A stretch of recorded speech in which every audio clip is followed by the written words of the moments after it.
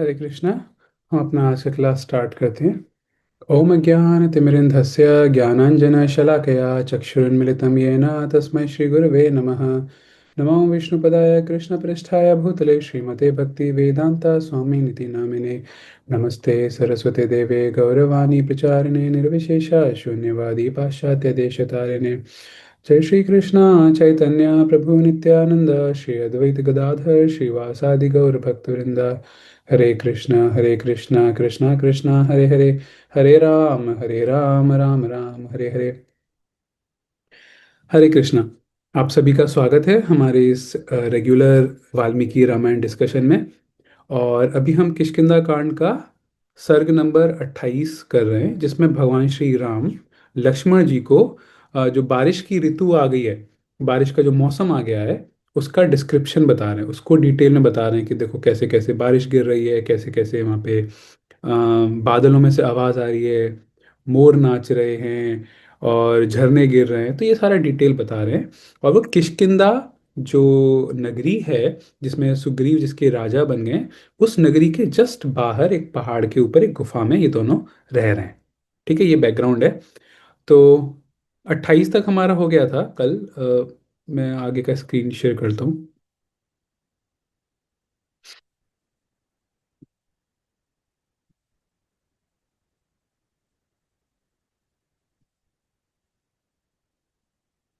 आपको screen visible होगा, मैं थोड़ा इसका साइज बड़ा करता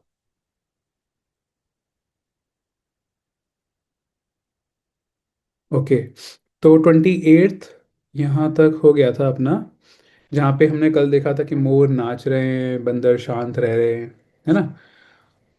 नाउ 29। प्रहर्ष प्रहर्षिताः केतक पुष्पगन्धम् आघ्राय हृष्टा वननिर्झरेषु प्रपातशब्दाकुलिता गजेन्द्राः सार्धं मयूरैः सम्मदानदन्ति। मदमस्त विशाल हाथी केतकी के फूलों की सुगंध को खुशी से सूंघते हुए और जंगल में झरनों के शोर से उत्साहित होकर मोरों की पुकार के साथ ताल मिलाकर चिंगाड़ते हैं। यहाँ पे हाथियों का डिस्क्रिप्शन आ रहा है कि हाथी चिंगाड़ रहे हैं। वहाँ पे केतकी के फूल, केवड़ा जो होता है, ज़्यादातर अगर आपने पेठा जो हम खाते हैं ना, कई बार उसमें भी केवड़ा डाल देते हैं खुशबू के लिए। तो केतकी के फूलों की सुगंध वहाँ पे उसको सूंघ रहे हैं हाथी। और जंगल में झरनों की आवाज़ें आ रही है, मोर नाच रहे हैं और उनकी भी आवाज़ें आ रही हैं, मोर जो अपनी आवाज़ निकालता है। तो ये है हाथियों का मेनली डिस्क्रिप्शन यहाँ पे। थोड़ा सा मोर का और जंगल के झरनों का भी है इसमें। फिर अगला, धारा निपातैर्विहन्यमानाः कदम्बशाखासु विलम्बमानाः क्षणार्जितं पुष्परसावगाढं शनैर्मदं षट्चरणास्त्यजन्ति। कदम के पेड़ों की डालियों पर लटके हुए भौरे उन पर तेजी से बहते पानी से परेशान हैं। फूलों की मिठास चखने पर जो उत्साह उन पर तत्काल आया था वह धीरे धीरे कम हो जाता है। तो देखो, हमने कुछ दिन पहले भी देखा था, आई थिंक 1-2 दिन पहले, भौरे जो हैं, भ्रमर या बम्बल बी जो होती है, उसको कंपेयर किससे किया गया है? जामुन से। तो कदम्ब के पेड़ों की डालियों पर लटके हुए भौरे उन पर तेजी से, अच्छा यहाँ पे कदम्ब का डिस्कशन है। आगे कहीं पे भौरे का उससे भी आएगा कंपैरिजन, जामुन से। तो अभी वो जो भौरे हैं इस कदम के पेड़ की डाली पे, वो उसका फल टेस्ट कर रहे हैं। और जब उसको फल को खा के उसकी मिठास, उसके फूल को चख के उसकी जो मिठास है, तो उसको चख के बड़ा खुश हो रहे हैं, उत्साहित हो रहे हैं। लेकिन तभी क्या होता है, तभी जो बारिश जो गिर रही है उसका पानी आके उनको डिस्टर्ब कर रहा है। पानी सबसे पहले डाल पे आएगा, डाल पे फूल हैं, इन फूलों को ये चख रहे हैं। तो पानी की जो धार है जो डाल के ऊपर से जो गिर रही है, वो इनको डिस्टरबेंस कर रही है। आप इसको ऐसे सोचिए कि सपोज आपका कुछ बहुत ही खाने में टेस्टी प्रिय चीज़ है, कुछ भी ले लीजिए, सपोज समोसा। तो आप वो समोसा खा रहे हैं और समोसा खाते वक्त अचानक से बीच में ना आपके माता पिता आके या आपका कोई बड़ा या छोटा भाई बहन आके वो डिस्टर्ब कर दे, आपको पकड़ के उधर से खींच के ले जाए, या समोसे ही वहाँ से खींच के ले जाए, या ऊपर पानी डाल दे, समोसा गीला हो जाए। तो ऐसा करके कितना खराब लगेगा। आप उसके एक एक कौर को, उसके एक एक बाइट को चख रहे हो, स्वादिष्ट मतलब आनंद ले रहे हो उसका, और कोई आके डिस्टर्ब कर दिया। भौरों के साथ ऐसे हो रहा है। वो बिल्कुल उसके फूल की मिठास को, फूल के रस को चख रहे हैं और आनंदित हो रहे हैं, और उसी दौरान ये बारिश उनको ऐसे तंग कर रही है, बारिश का पानी। अंगारचूर्णोत्कर्षन्निकाशैः फलैः सुपर्याप्त रसैः समृद्धैः जम्बूद्रुमाणां प्रविभान्ति शाखाः निलीयमाना इव षट्पदौघैः। जामुन के पेड़ों की डालियां हर जगह कोयले जैसे काले रसीले फलों से भरी हुई हैं। तो जामुन जैसे काले होते हैं, पर्पल कलर के होते हैं, तो मतलब जैसा कोयला काला होता है, वैसे जामुन भी ऐसा, जामुन के पेड़ पे भी बहुत सारे जामुन लटके हुए हैं, जैसे कोयला काला, इतने घने काले और रस से भरे हुए। ऐसी लगती हैं मानो भौरों के झुंड उन पर रस चूस रहे हैं। देखो यहाँ पे जो ऊपर वाला जो श्लोक था, इसमें भौरों की बात क्या कर रहे हैं कि वो कदम के फूल को चख रहे हैं। यहाँ पे भौरों की बात कर रहे हैं कि भौरे एक तरह से जो जामुन के पेड़ की डालियां हैं, है ना, उन पे जो कि अम, काले कोयले के समान जो प्रतीत हो रही हैं, तो उनका जूस ले रहे हैं, वो उसका रस पान कर रहे हैं। तो अलग अलग वहाँ पे कदम के पेड़ के साथ चर्चा की है भौरे की, और यहाँ पे जामुन के फूलों के साथ।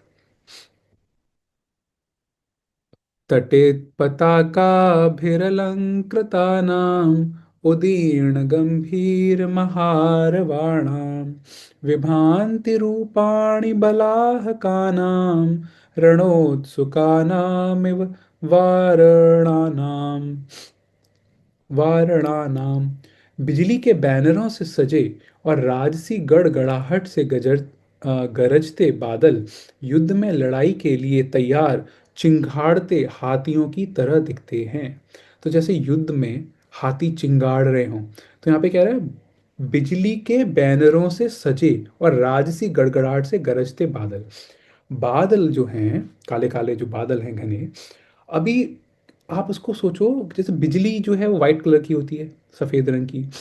तो वो बिजली ने एक तरह से, जैसे दिवाली अभी कुछ समय पहले निकली, दिवाली पे हम अपने घर को कैसे सजाते हैं, ज़्यादातर बाहर जो सजाते हैं, वो जो सफ़ेद सफ़ेद लाइट या लाल हरे रंग की लाइट से सजाते हैं ना, या सफ़ेद रंग की जैसे लाइट झल्लर लगा देते हैं घर के बाहर।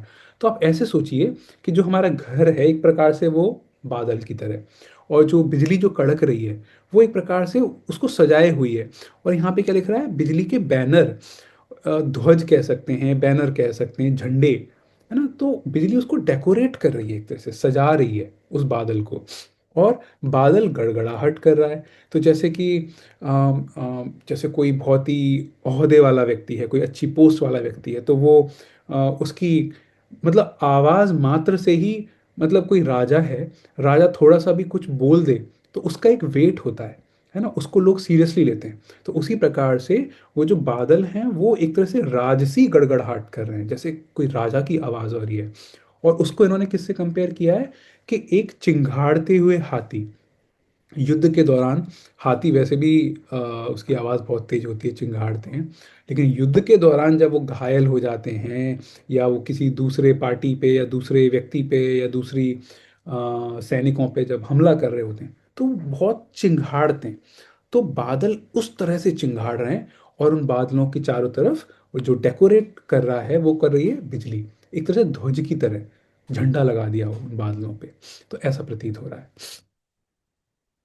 मार्गानुग मार्गानुगशैलवनानुसारी सम्प्रस्थितो मेघरवं निशम्य युद्धाभिकामः प्रतिनादशङ्की मत्तो गजेन्द्रः प्रतिसन्निवृत्तः। लड़ाई के लिए उत्सुक मदमस्त हाथी जंगली पहाड़ों पर अपने रास्तों से वापस मुड़ जाता है, घबराहट में बादल की गड़गड़ाहट को दुश्मन के हाथी की चिंगाड़ समझ लेता है। तो कितना अच्छा यहाँ पे वो बताया गया है, कंपेयर किया गया है। एक हाथी जा रहा है नॉर्मल उस जंगल में उस रास्ते से, और तभी क्या है, बादल गड़गड़ाने लग जाता है। तो उस बादल की गड़गड़ाहट से हाथी एक तरह से डर जाता है, और उस हाथी को ऐसा लगता है कि सामने से जो युद्ध के लिए सामने से हो सकता है और हाथियों ने, सामने से और लोगों ने युद्ध के लिए इसके ऊपर हमला बोल दिया है। तो ये हाथी जो है अपना रास्ता बदल के पीछे मुड़ के फिर पीछे की तरफ भागने लगता है। तो इस तरह से यहाँ पे बादलों की गड़गड़ाहट को सुन के हाथी अपना रास्ता बदल रहे हैं, पीछे की तरफ वापस आ रहे हैं। वैसे यहाँ पे हम देख रहे हैं कि इस वाले अध्याय में अ, कई सारी चीज़ों के बारे में बताया गया है, लेकिन बादलों के बारे में थोड़ा ज़्यादा बताया गया है ना। कभी बादलों को किसी चीज़ से कंपेयर किया है, कभी किसी चीज़ से। तो अब आपको एक मैं इंटरेस्टिंग सी चीज़ बताता हूँ। यहाँ पे इस वाले जो सर्ग है, सर्ग 28 में बादलों का इतना डिटेल्ड जो डिस्क्रिप्शन है, इसकी वजह से ये वाले चैप्टर से इंस्पायर होके, इस चैप्टर से इंस्पिरेशन लेके, थोड़ा सा आइडियाज़ लेके, हमारे भारत के एक बहुत ही फेमस प्रसिद्ध संस्कृत के वो हो चुके हैं, फेमस व्यक्ति कह सकते हैं, पंडित कह सकते हैं संस्कृत के। आपको पता होगा संस्कृत की जब भी बात आती है किसका नाम आता है? कोई बताएगा चैट में? संस्कृत के विद्वान, प्रकांड, कोई बताना चाहे? आप चैट में लिख सकते हैं। ओके। अगर नहीं पता या पता होगा, मैं अभी बोलूंगा तो आपको आ जाएगा समझ में। कालिदास। तो कालिदास जो हैं, वो संस्कृत के बहुत ही, हमको पता है, संस्कृत के प्रकांड पंडित। वो किस वजह से फेमस हुए? उन्होंने एक पोयम लिखी थी, हिंदी में काव्य लिखा था। और आपको पता होगा उस काव्य, कईयों ने पढ़ा होगा, उस काव्य का नाम है मेघदूत, या उसको मेघ संदेश भी बोलते हैं, मेघदूत भी बोलते हैं। उसमें 115 या 100, यहाँ पे, मानसी जी, इज एवरीथिंग ओके? आपने हैंड रेस किया। हरे कृष्णा प्रभु जी। हाँ हाँ। वो प्रभु जी, चैट बॉक्स में कुछ लिखने के लिए आपसे परमिशन भी तो चाहिए। अच्छा, वो ऑफ है परमिशन? ओके, कोई बात नहीं। ठीक है, अभी तो मैंने बता दिया। तो यहाँ पे नेक्स्ट टाइम से मैं इस चीज़ का ध्यान रखूंगा, चैट वाला। तो जो उन्होंने मेघदूत लिखा है, मेघदूत, और उसको मेघ संदेश भी बोलते हैं। मेघ मतलब होता है बादल, है ना। दूत मतलब होता है संदेश, अ, वाहक, मैसेंजर। तो उन्होंने वहाँ पे 120 या 115 श्लोकों की एक कविता लिखी है, लेकिन इसको बहुत ही हाई क्लास का माना जाता है, बहुत ही अच्छा माना जाता है। तो वो उन्होंने जो लिखी है वो इसी चैप्टर से इंस्पायर होकर लिखी है। जैसे यहाँ पे इतना डिस्क्रिप्शन है ना बादलों का, तो उसमें एक कुबेर का, जो कुबेर हैं हमारे ट्रेजरर बोल सकते हैं, जो देवताओं के जो पैसे का जो देख रेख करते हैं, उनका, उन्हीं के राज्य में एक व्यक्ति होता है। वो थोड़ा गड़बड़ कर देता है, कुछ तो गलती करता है, उसकी वजह से उसको 1 साल का वनवास कह सकते हैं, या 1 साल का उसको श्राप देते हैं कि आप अपने घर से दूर रहोगे। और उसको पृथ्वी पे भेज देते हैं, भारत में, थोड़ा सेंट्रल इंडिया की तरफ, उज्जैन के आसपास कहीं पे। अब बारिश आती है, तो ये व्यक्ति अपनी फैमिली से दूर है ना। तो अब ये जो है, इसको अचानक से याद आता है कि ना, अब मैं अपने घर की याद आ रही है बहुत, उनकी पत्नी, उनकी प्रेमिका वहां पर है। तो अब ये इन बादलों को, ये जो मेघ जो हैं, बारिश का मौसम स्टार्ट हो गया है, तो इन मेघ को एक तरह से वो कहता है कि आप दूत की तरह जाओ, और मेरे इस मैसेज को आप यहाँ से लेके जाओ, और जो मेरी प्रेमिका है आप उनको वहाँ पे जाके, मेरी पत्नी प्रेमिका, उनको वहाँ पे दे दीजिए। तो वहाँ पे भी बादलों का और अपनी बात बता रहे हैं ये। तो बहुत ही प्रकृति का, रेनी सीजन का, बारिश का बहुत डिटेल में डिस्क्रिप्शन आता है। कालिदास जी, महाकवि कालिदास, वो करते हैं उसमें मेघदूत में। तो वो सारा का सारा यहाँ से इंस्पायर्ड है, इस वाले सर्ग से, सर्ग 28 से। ठीक है। ये डायरेक्ट रामायण से रिलेटेड चीज़ नहीं थी, लेकिन थोड़ी सी रिलेटेड भी थी, तो इसलिए मैंने आपको ये बताया। तो इसलिए आप सोचिए ना, कि कोई व्यक्ति कालिदास बन गया रामायण से इंस्पिरेशन लेके, तो क्यों ना हम भी इससे इंस्पिरेशन लें, और हम भी थोड़े अच्छे कैटेगरी के भक्त बन जाएं, भगवान राम से प्रेम करने लग जाएं, भगवान हनुमान जी के पद चिन्हों पे चलने लग जाएं। ठीक है। तो हमारा ये हमारा हो गया था 34th। क्वचित प्रगीता एव षट पदौघै। हाँ, हाँ, ये वाला रह गया। क्वचित् प्रणत्ता इव नीलकण्ठै, क्वचित् प्रमत्ता इव वारणेन्द्रै, विभान्तयनेकाश्रयणो वनान्ताः। विभिन्न प्रकार के जीवन को आश्रय देने वाले वनों के आंतरिक भाग कहीं अपने भौरों के झुंडों के साथ गाते हुए, कहीं अपने मोरों के समूह के साथ नाचते हुए, और कहीं अपने महान हाथियों के साथ मदहोश लगते हैं।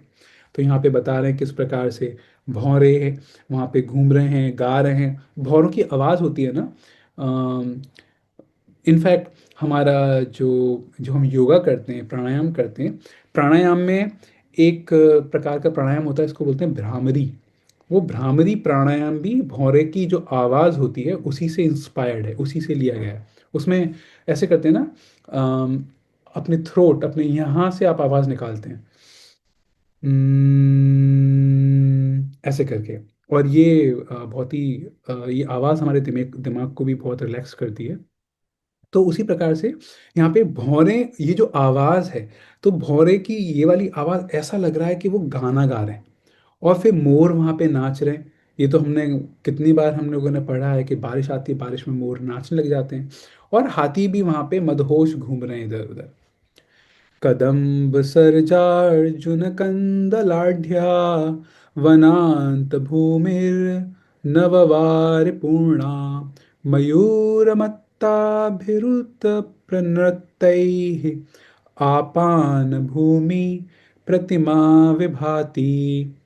वन का आंतरिक भाग कदम्ब, अर्जुन, सरजा और कंदल के फूलों की संपत्ति से भरपूर और उनके अमृत से भरे पानी के साथ एक मदिरालय जैसा दिखता है, जहां मोर पागल की तरह कांव कांव कर रहे हैं और नाच रहे हैं। ये मैंने ट्रांसलेट करवाया है, तो ये आई थिंक ये कांव कांव ये गलत आएगा, इसको हम हटा देते हैं, गलती से हुआ है।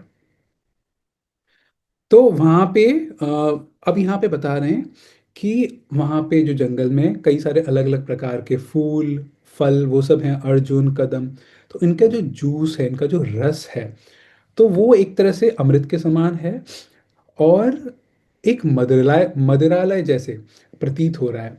देखो, मदिरा का काम क्या होता है? मदिरा का काम ये होता है कि व्यक्ति जब उसको उसका सेवन कर लेता है, उसके बाद वो चीज़ों को भूल जाता है, आसपास की चीज़ों को भूल भूल गया, सीरियसनेस कम हो जाती है, वो फिर एक फ्लो में घूम रहा है, जैसा जो मन में आ रहा है वो कर रहा है, उस टाइप से हो जाता है। तो उसी प्रकार से जंगल के जो जानवर हैं, मोर हैं, ये सब ना ये वाला रस पान करके, यहाँ के जो फल हैं, वो एक प्रकार से ऐसा प्रतीत हो रहा है कि एक मदिरालय में जाके उन्होंने वो सब इतने अच्छे मौसम का रस, इन फलों का रस इतने अच्छे मौसम में वो सेवन कर लिया है, और अब वो बाकी सब चीज़ भूल गए, अब बस इस मौसम का आनंद ले रहे हैं। जैसा कि मदिरा का पान करके कोई व्यक्ति बाकी सब चीज़ भूल जाता है, बस जो मन में आ रहा है वो कर रहा है। ठीक है। मुक्ता सकाशं सलिलं पतद्वैः सुनिर्मलं पत्रपुटेषु लग्नं रष्टाविवर्ण छदनाविहंगाः सुरेंद्रदत्तं त्रषिताः पिबन्ति। रंगीन पंखों वाले प्यासे पक्षी पत्तियों पर गिरे पानी की बूंदें खुशी से पीते हैं, जो देवों के राजा द्वारा उन्हें दिए गए मोतियों की तरह चमक रही हैं। तो यहाँ पे बता रहे हैं कि जो पक्षी हैं, जब बारिश होगी तो पेड़ पे जो पत्तियां हैं, उन पत्तियों के ऊपर जो जो पानी की जो बूंदें हैं, वो बूंदें इस प्रकार से प्रतीत हो रही हैं कि जैसे मोती, मोती होते हैं, मोतियों की तरह चमक रही हैं वो बूंदें। और उन मोती समान पानी की बूंदों को वहाँ पे जो प्यासे पक्षी हैं वो उसका सेवन कर रहे हैं, उसको सेवन करते करते आनंद ले रहे हैं। और यहाँ पे बताया गया है वो पक्षियों के रंग बिरंगे पंख हैं। तो कितना अच्छे से एक डिस्क्राइब किया गया है। आप अगर आंख बंद करके इस पूरे को इमेजिन करेंगे कि रंग बिरंगे पक्षी पंखों वाले और वो पानी को ले रहे हैं, तो इनफैक्ट अगर आप देखें कभी कभी ठंड के मौसम में जब हम बाहर निकलते हैं तो ओस की बूंदें होती हैं और वो पत्तियों के ऊपर होती हैं, तो देखने में कितना सुंदर लगती हैं वो। उसी प्रकार से पत्तियों पे जो पानी की बूंदें हैं वो कितना सुंदर लग रही हैं, मोतियों के समान प्रतीत हो रही हैं। षट्पादतन्त्री मधुराभिधानं प्लवङ्गमोदीरितकण्ठतालम् आविष्कृतं मेघ मृदङ्गनादै वनेषु संगीतमिव प्रवृत्तम्। ऐसा लगता है जैसे वन में एक संगीत कार्यक्रम चल रहा है, एक संगीत कार्यक्रम का आयोजन हो रखा है वन में, ऐसा लग रहा है। और उस संगीत के कार्यक्रम में, कंसर्ट जिसको बोलते हैं ना, उसमें कौन कौन पार्टिसिपेट कर रहे हैं? जिसमें भौरे तारों का मधुर संगीत प्रदान कर रहे हैं। भौरों की जो आवाज है वो संगीत प्रदान कर रही है। मेढक अपनी टर टराहट के साथ ताल मिला रहे हैं। मेढक की जो टर आवाज है वो भी ऐसा लग रहा है जैसे ताल मिला रहे हैं। और बादल वो मृदंग के समान बज रहे हैं। आप ना अगली बार अब जब भी बारिश हो तो इस वाले चैप्टर को याद करिएगा। आप देखिएगा कि बादल जो गरज रहे हैं, तुरंत दिमाग में हमारे ख्याल आना चाहिए। देखो, शास्त्र पढ़ने का औचित्य क्या है हमारा? कल भी जैसे सवाल पूछा था कि क्यों हम इसको इतनी डिटेल में पढ़ रहे हैं। उसका पर्पज़ ये है कि जब हम अपनी इस भौतिक दुनिया में, हमारे शास्त्र पढ़ने का मतलब ये है कि हम अपनी आसपास की जो चीज़ें देख रहे हैं उनको देख के भगवान को किस प्रकार से याद कर सकें। तो जैसे अब बारिश के 4 महीने आते हैं, वहाँ पे आपको मेढकों की भी आवाज़ सुनाई देगी। जैसी मेढक की आवाज़ सुनाई दे तुरंत दिमाग में आना चाहिए, अच्छा हमने वाल्मीकि रामायण में पढ़ा था, राम भगवान भी इस मेढक की आवाज़ को सुन रहे हैं और लक्ष्मण जी को बता रहे हैं। है ना? ये सारा डिस्क्रिप्शन कौन किसको बता रहा है? राम भगवान लक्ष्मण को बता रहे हैं। तो जैसी आप सुने उस मेढक की आवाज़ की, तो आप भी कहें कि राम भगवान ने भी ऐसे बताया था। बादल की गड़गड़ाहट को सुने, तुरंत आपके दिमाग में ये वाला चैप्टर आना चाहिए कि अच्छा राम भगवान ने भी ऐसे बताया था। बिजली कड़कती हुई देखें, तुरंत दिमाग में आना चाहिए कि कोड़े की तरह इसको माना गया था एक बार, एक बार इसको ध्वजा की तरह देखा गया है। अलग अलग प्रकार से शाम के टाइम पे जब आप बादलों को देखें और बादलों के पीछे सूर्य की जो किरणें हैं जिसकी वजह से बादल थोड़ा लाल लाल प्रतीत हो रहा है, तो हमने देखा था वहाँ पे घाव के ऊपर रुई लगा के जब रुई लाल लाल हो जाती है, तो वो वाला कंपैरिजन था। है ना? तो जब हम इस तरह का वो देखें, ये तो कभी कभी हम मॉर्निंग में नॉर्मल भी देख सकते हैं, सुबह सूर्य उदय होता है उस समय भी कभी लालिमा दिखती है ना बादल के पीछे। तो ये सारी की सारी चीज़ें जो हम अपने आसपास देख रहे हैं, इनको देख के हमको याद करना चाहिए भगवान की कोई लीला, भगवान की कोई कथा। उसको बोलते हैं कि हाँ, अब हम भक्ति में आगे बढ़ रहे हैं। भक्ति में आगे बढ़ने का मतलब ये है कि हम ज़्यादा से ज़्यादा समय भगवान के बारे में चिंतन करें। अपना कार्य भी करना है, लेकिन भगवान, हर चीज़ को भगवान से जोड़ के देखना है। उसी को बोलते हैं कृष्ण भावना भावित, राम भावना भावित। राम का चिंतन, राम का भाव, कृष्ण का भाव। ओके। क्वचित् प्रणत क्वचित् प्रणतै क्वचित् उन्नत उन्नत उन्नतभिः क्वचित् वृक्षाग्रनिषण्णकाये कायै व्यलाम्ब व्यालाम्बबर्हाभरणैर्मयूरैः वनेषु संगीतमिव प्रवृत्तम्। अपने लटकते पंखों को आभूषणों के रूप में धारण किए हुए मोरों का अपना संगीत कार्यक्रम लगता है। कुछ यहाँ नाच रहे हैं और कुछ वहाँ कांव कांव कर रहे हैं और अन्य दर्शकों के रूप में पेड़ की चोटियों पर बैठे हैं। तो यहाँ पे इस तरह से है कि जैसे कभी कोई कार्यक्रम होता है संगीत का, तो कुछ लोग तो वहाँ पे वाद्य यंत्र बजा रहे होते हैं, है ना? और कुछ लोग वहाँ पे देख भी तो रहे होते हैं ना, आसपास ऑडियंस जो होती है। ऑडियंस क्या करती है? ऑडियंस तालियां बजाती है। ऑडियंस हुटिंग करती है, वो वाओ या ऐसे ऐसे करके चिल्लाती है जब बहुत ही सुंदर म्यूजिक बज रहा होता है। जैसे कई बार अम, जो वेस्टर्न में पाश्चात्य जगत में, देशों में, जब कभी म्यूज़िक की कई सारे जो कार्यक्रम होते हैं, पॉप म्यूज़िक होते हैं, तो कई बार वहाँ पे जो लोग होते हैं वो बहुत तेज तेज चिल्ला रहे हैं, गर्दन को बहुत आगे पीछे करके ऐसे ऐसे करके कर रहे होते हैं। कई बार तो ऐसा लगता है कि पता नहीं गर्दन की नस ना चढ़ जाए या गर्दन का कुछ दिक्कत ना हो जाए। तो वो क्यों, वो आपस में बड़े खुश हो रहे हैं उस म्यूजिक को सुन के। और उस खुशी के मारे वो अपनी गर्दन को ऐसे ऐसे घुमा रहे हैं, चिल्ला रहे हैं, चीख रहे हैं, है ना। तो यहाँ पे वैसे ही है, मोर भी अपने पंख फैला के नाच रहे हैं। और वहाँ पे जो कई सारे कौवे हैं, वो जो अपनी आवाज़ निकाल रहे हैं, वो एक तरह से तालियां बजा रहे हैं। वो एक तरह से मोरों के और ये जो संगीत का जो कार्यक्रम है उसमें ऑडियंस की तरह काम कर रहे हैं। ठीक है, दर्शकों के रूप में यहाँ पे लिखा हुआ है। स्वनैर्घनानां प्लवगाः प्रबुद्धाः विहाय निद्रां चिरसन्निरुद्धाम् अनेकरूपा कृतिवर्णनादाः नवाम्बुधाराभिहता नदन्ति। अनेक आकार, प्रकार, रंग और आवाजों के मेंढक गड़गड़ाहट के शोर और ताजी बारिश की बौछार से अपनी लंबी निष्क्रियता से जागकर विभिन्न स्वरों में टर टराहट कर रहे हैं। हम लोगों ने मेंढकों की केवल एक ही तरह की टर टर आवाज सुनी होगी, लेकिन यहाँ पे क्या आ रहा है, विभिन्न स्वरों में, अलग अलग रागों में, अलग अलग तरीके से। हो सकता है कोई टर टराहट छोटी सी हो, टर, कोई उसे टर ऐसे करके, है ना। तो अलग अलग तरीके से वो जो मेढक हैं वो आवाजें निकाल रहे हैं। और साथ में जो बादलों की गड़गड़ाहट भी हो रही है, ताजी ताजी बारिश भी आ रही है। अभी बारिश का मौसम स्टार्ट हुआ है ना, तो इसलिए कह रहे हैं ताजी ताजी बारिश भी आ रही है, उसकी बौछारें आ रही हैं।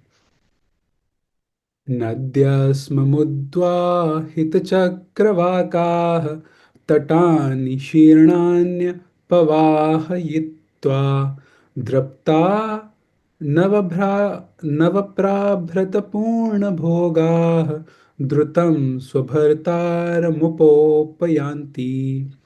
अभिमान से भरी नदियां जल के ताजे उपहार से भरी और संतुष्ट चक्रवाकों को अपनी धाराओं में बहा ले जाती हैं, जैसे वे अपनी स्वामी सागर से मिलने के लिए जल्दी करती हैं।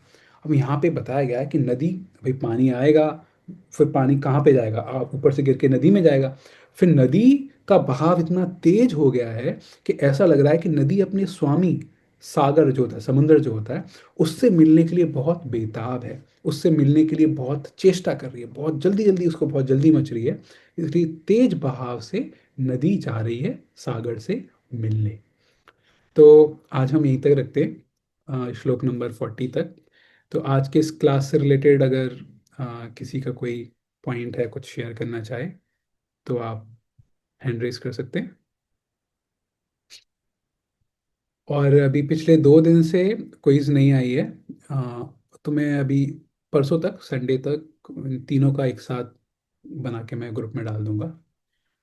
ओके। तो आई थिंक आज सभी ने इसका आनंद लिया, इस बारिश के मौसम का। तो अब हम मंडे को मिलते हैं। ठीक है, आज फ्राइडे हो गया, मंडे को इसको कंटिन्यू करते हैं। इसमें लगभग 26 के आसपास और श्लोक बचे हैं, तो शायद एक एक डेढ़ दिन और लगेगा इसको। ठीक है। ओके। ग्रंथराज श्रीमद् भागवतम की जय। वाल्मीकि रामायण की जय।